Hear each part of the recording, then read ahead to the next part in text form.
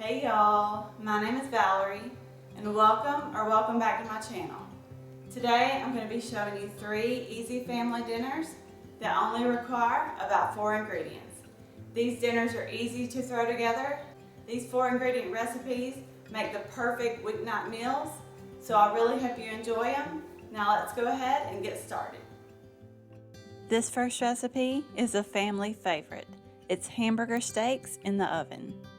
In a 9 by 13 inch baking dish, I divided 1.5 pounds of ground beef into 6 individual hamburger patties. Now I'm moving over to the stovetop to make the gravy. To a saucepan, I added 1 can of cream of mushroom soup. Then I filled that empty can up with water and added that in too. Next, add in 1 packet of brown gravy mix and 1 packet of the onion soup mix.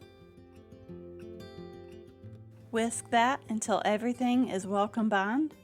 Turn the heat up to medium and let that come to a simmer.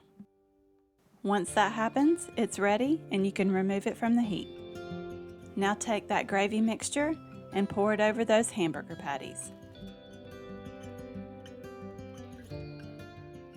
I'm just using a spoon to spread that out evenly, just to make sure everything gets covered. Now this goes into a preheated 350-degree oven for about 45 minutes or until your hamburger is cooked through. I'm telling you, this recipe is so easy to make and it's so delicious. I like to serve this with mashed potatoes and green beans. I really hope you give it a try. I think you'll love it. This is another easy one. It's a chicken and stuffing casserole. I'm starting out by making 1 box of stovetop stuffing according to the directions on the back of the box. And I forgot that this called for butter, so technically this would be a 5-ingredient recipe, but most of us already have butter on hand. Anyways, to this pot here, I added 1.5 cups of water along with 4 tablespoons of butter. Stir that until that butter is completely melted. Bring that to a boil and add in that package of stuffing mix. I think I forgot to mention there are a few different flavors. I'm using the chicken one.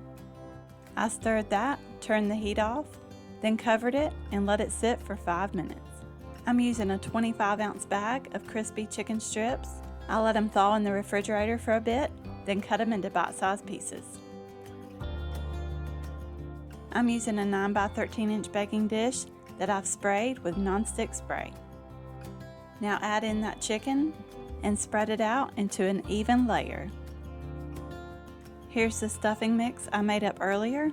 I'm stirring it around just to fluff it up a little bit. Now just pour that right on top of that chicken. This stuff is so much easier to spread out just using a fork. Now I've got 1 can of corn that I drained. Just sprinkle that evenly over the top.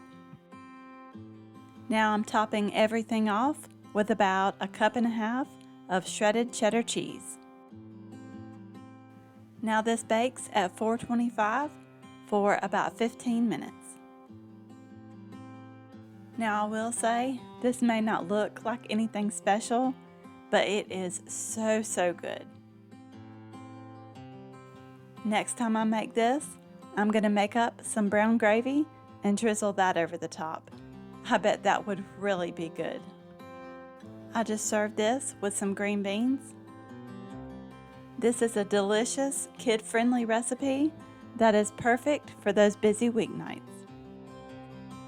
Here's another easy one. It's Parmesan mayo crusted chicken. To a small bowl, I added 1/2 cup of Parmesan and 1/2 cup of mozzarella cheese. Or you can use all Parmesan cheese for this if you prefer. You'll just need a total of 1/2 cup.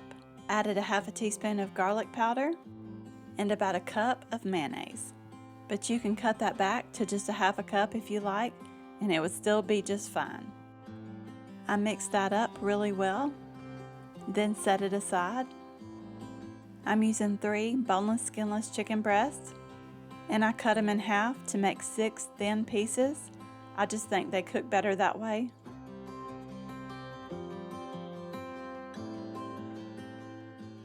I sprayed a 9 by 13 inch baking dish with nonstick spray, and I'm adding those in. Now here's the cheese and mayo mixture I made up. I'm spooning that over the chicken and then spread it out until all that chicken is completely covered. And I will say, it's a lot easier to spread out if you use a paper towel and pat the top of that chicken dry first, but I just skipped that whole step. And to the top of all that, I'm sprinkling over some garlic and herb panko breadcrumbs. I just eyeball this, but I'd say I used about 1/3 cup. This bakes at 400 degrees for 20 to 25 minutes. And I did turn it on broil the last minute or so just to get that top golden brown. This is so good and it comes out perfect every time. I served it with some broccoli and air fried potatoes that I may have gotten a little too crispy, but it was still absolutely delicious. If you enjoyed today's video, go ahead and click into this playlist right here. And don't forget to subscribe down below. It's completely free. That way you don't miss out on any future videos. And I will see you in the next one.